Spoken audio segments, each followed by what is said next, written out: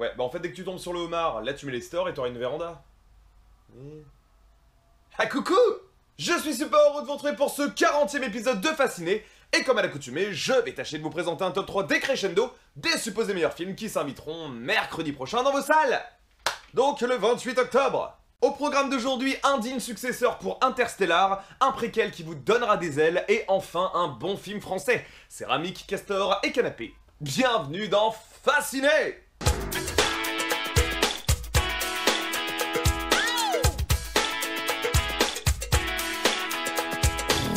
Celui qui ouvre le bal risque de vous donner quelques sueurs froides, et ça tombe bien vu que c'est le numéro 1. Imaginez-vous perdu sur une autre planète à plus de 225 millions de kilomètres. Alors là, j'avoue, il y a peut-être de quoi se sentir un peu seul. N'est-ce pas, Garou? Seul sur Mars ou The Martian chez nos copains anglophones, le tout nouveau Ridley Scott débarque dans nos salles mercredi prochain et succède ainsi à Exodus, sorti il y a tout juste 10 mois, mais qui n'avait pas fait l'unanimité auprès du public. Adapté du premier roman d'Andy Weir, ce film accueillera un casting premium puisque Matt Damon renfilera la combinaison d'astronaute après Interstellar et sera accompagné de Jessica Chastain, dont on a parlé la semaine dernière pour Crimson Peak. Initialement annoncé pour le 25 novembre aux USA et le 2 décembre dans l'Hexagone, le film a finalement été avancé pour éviter d'affronter le prochain Pixar, mais aussi l'ultime volet d'Hunger Games.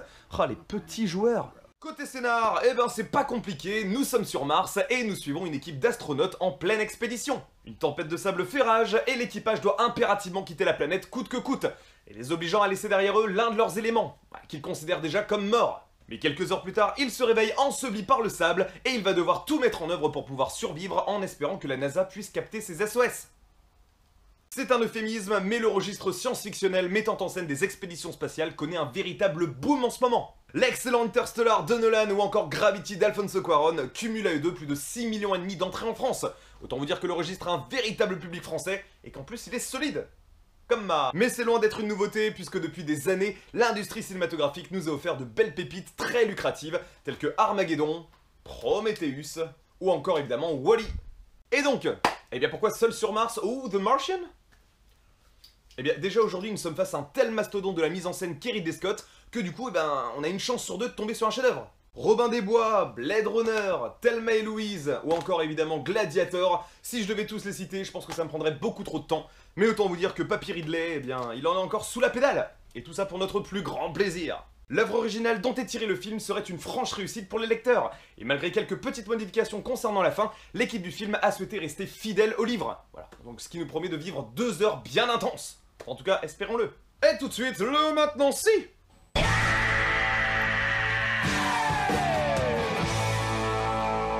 Saviez-vous que la représentation de Mars que vous verrez en allant voir le film est en fait un immense hangar réservé aux décors cinématographiques et que l'équipe du film y a versé plus de 1200 tonnes de terre rouge? Ah, vous le saviez pas, hein? Oh, eh bien maintenant si.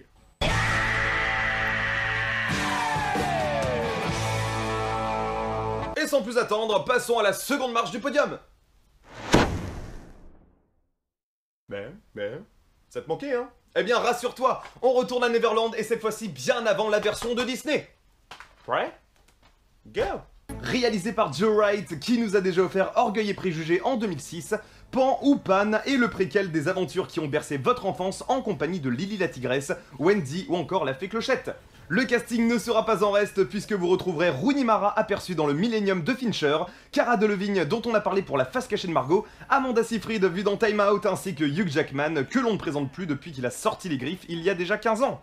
Depuis 1953, le cinéma a déjà connu 4 adaptations et la plus célèbre reste celle de Disney qui en est la première. Mais on citera aussi Hook qui est pour beaucoup de cinéphiles une référence. Et pour cause. Côté scénar, eh bien comme je vous le disais, Pan ou Pan, c'est selon, revient aux origines du petit garçon qui ne voulait pas grandir et nous conte ses premières aventures. Il devra combattre le terrible Barbe Noire, interprété ici par Hugh Jackman, et rencontrera un curieux personnage, un certain Capitaine Crochet.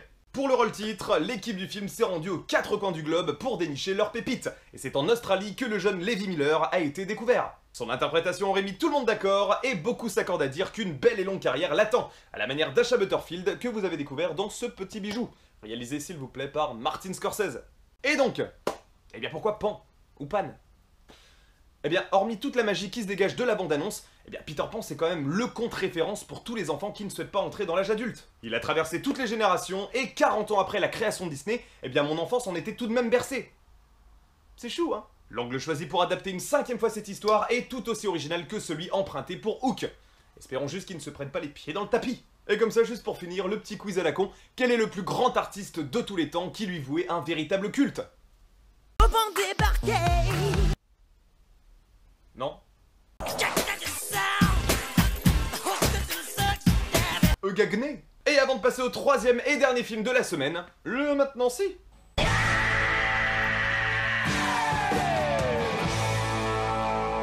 Savez-vous que le scénariste de Pan, qui est également celui de L'Âge de Glace 4, La Dérive des Continents, a puisé son inspiration après avoir fait le manège de Disneyland. Voilà.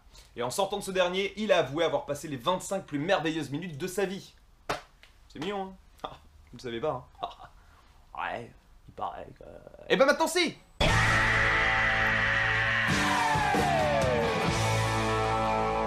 Bon, tout ça c'est bien beau, mais revenons un petit peu sur le sol français pour savoir ce qui se cache derrière nos propres sorties.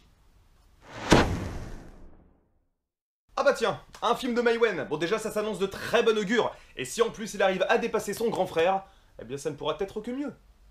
Image. Réalisé donc par la belle Maïwenn qui nous a déjà livré l'excellent document fictionnaire Police, Mon Roi est un drame romantique français qui a été présenté pour la première fois en compétition au Festival de Cannes 2015. Le jury a d'ailleurs particulièrement apprécié et reconnu la performance d'Emmanuel Berco et lui a remis le prix d'interprétation ex aequo avec Rooney Mara dont on vient de parler pour Pan. Côté profession c'est bien, mais niveau public c'est encore mieux, puisque la salle a accordé à toute l'équipe du film une standing ovation de plus de 8 minutes, ce qui nous assure un certain niveau concernant la qualité. Aux côtés d'Emmanuel Berco, vous retrouverez le temps convoité. Oui, c'est Vincent Cassel. Qu'est-ce qu'il y a? Qu'est-ce qu'il y a là? Oh, oh, oh, qu'est-ce qu'il y a? Ça va, ça va.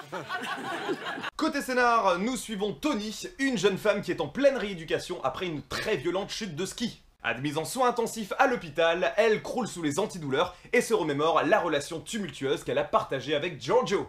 Après avoir connu les plus hauts mais aussi les plus bas, elle va tenter de se détacher peu à peu de cette relation qui lui a tout donné, et qui lui a également tout pris. Ça faisait bien longtemps que ce projet avait été mis sur les rails, mais pour une raison encore un peu floue, Maïwenn n'avait pas décidé de franchir le pas pour mettre en scène. Plusieurs versions ont d'ailleurs déjà vu le jour, mais Maïwenn ne parvenait pas à représenter un amour suffisamment fort et crédible pour exprimer la douleur des personnages. Et donc, eh bien pourquoi Mon Roi ? Eh bien, comme je vous le disais, ce film est vraiment la révélation du Festival de Cannes 2015 avec La Loi du Marché ou La Tête Haute. Le film a connu un véritable triomphe et quand on connaît l'implication et l'application de Maïwenn sur ses précédents projets, eh bien on ne prend que trop peu de risques à se laisser tenter. L'histoire semble passionnante et particulièrement touchante, une belle tranche de vie comme on a toujours su le faire, nous pauvres français. Et pour finir ce 40e épisode de Fasciné, le dernier maintenant si.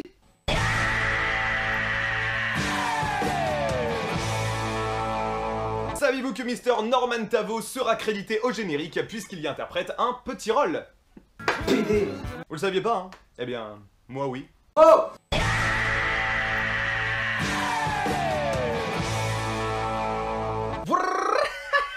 Merci à vous d'avoir suivi cette chronique, j'espère vous avoir donné l'envie d'aller voir au moins l'un de ces 3 films. Sinon, bah, ruez-vous sur le tout dernier FIFA. Bisous Vermine, bisous, portez-vous bien, ciao, et rendez-vous dans les salles obscures. J'espère que ces films vont vous fasciner. Yes, I be your woman. Yes, I be your baby. Yes, I be whatever that you tell me when you're ready. Yes, I be your girl, forever your lady. You ain't never gotta worry, I'm down for you, baby. Best believe that when you need that, I'll provide.